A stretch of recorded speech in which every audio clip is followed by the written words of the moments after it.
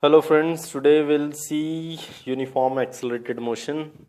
So what does it means? It means acceleration is constant. Okay, acceleration is constant means magnitude as well as direction both are not changing at all. So when acceleration is constant, we can use equations of motion. Now we are going to derive them. Okay, acceleration is basically dv by dt.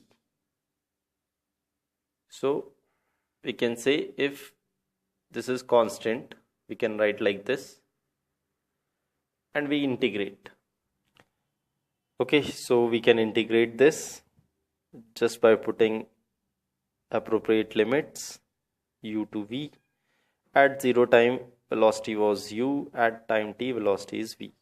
So we get v minus u as at. So this is the first equation we derived, v equal to u plus at. Okay, so this equation is valid even in vector form, and this is the first equation of motion we can use provided acceleration is uniform. Okay, let's go for the second equation. Just put v as dx by dt, which is u plus at, and transform the dt to this side. Dx will be u dt plus at dt, and integrate both sides using the appropriate limit 0 to t, and x will change from x initial to nex or x final. So we get x minus x naught is equal to ut plus half at square. This equation is also valid even in vector form. This change in position is nothing but displacement. So s is equal to ut plus half at square is the second equation. Now to derive the third equation, we have to use acceleration as v dv by dx. So or ds, we can use s as s is the displacement. Just take v ds to this side and v dv and integrate from u to v from 0 to s.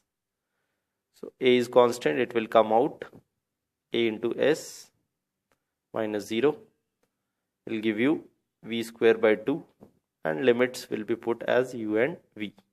So we will get v square minus u square by 2 as as, or v square equal to u square plus 2as is the third equation of motion. Okay, so these are the basic three equations of motion. What about the displacement in nth second? So let's talk about first what is nth second.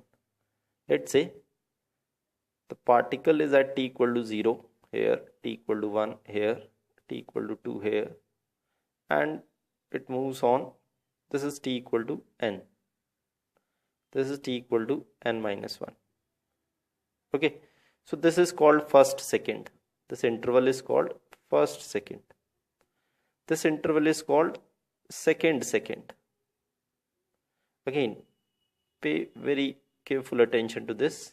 What this interval should be called. From 0 to 1 first second, from 1 to 2 second second, from 2 to 3 third second, from n minus 1 to n, it will be the nth second. So displacement in nth second is this displacement, which is displacement up to n seconds, and this displacement, which is displacement up to n minus 1 seconds. So the difference of these two displacement is the displacement in nth second. So what is displacement nth?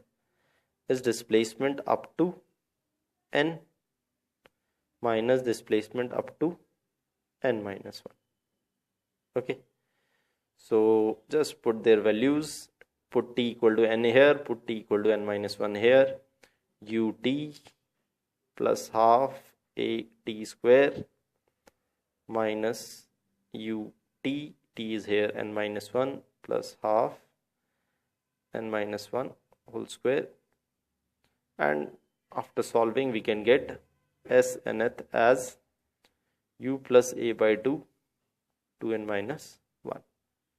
Okay, so this is what we get from displacement in nth second. This equation is also valid in vector form. Yeah, one more important thing about the second equation. This equation can be written in multiple forms. One is s is equal to u plus v by 2 into t. Whenever acceleration is uniform, we can say this is average velocity. Again, this is equal to average velocity when, only when acceleration is uniform. Otherwise, average velocity is always displacement by time. This equation can also be used. Just replace u as v minus at here. So we will get vt minus half at square. So these are the different forms of the second equation which are very, very useful in certain questions. So please remember these equations also. Back to the same. This is displacement in nth second. So you must be able to derive this or remember this result. What is Galileo law of odd number? So again, there are a few important terms. A is uniform. A is uniform. Initial velocity must be 0. Okay, and you have to observe the motion in consecutive equal time intervals.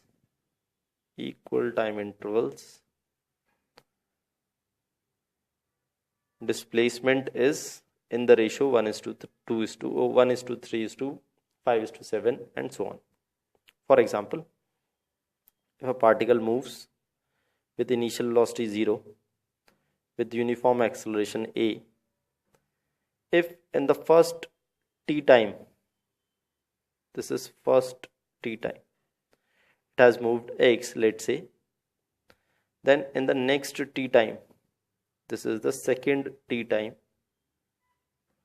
it must move 3x, and at the third t time,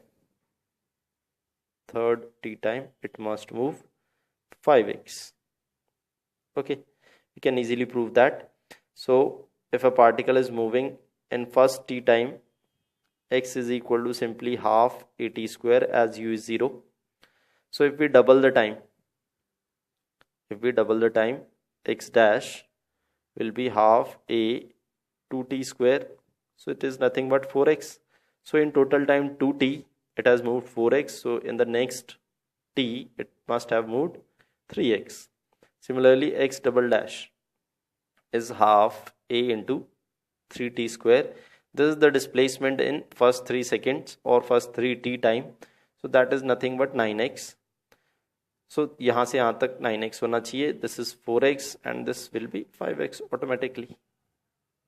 Okay. So in consecutive equal time intervals with 0 initial velocity and uniform acceleration, we can say the ratio of displacements will be 1:3:5:7:9 and so on, odd numbers.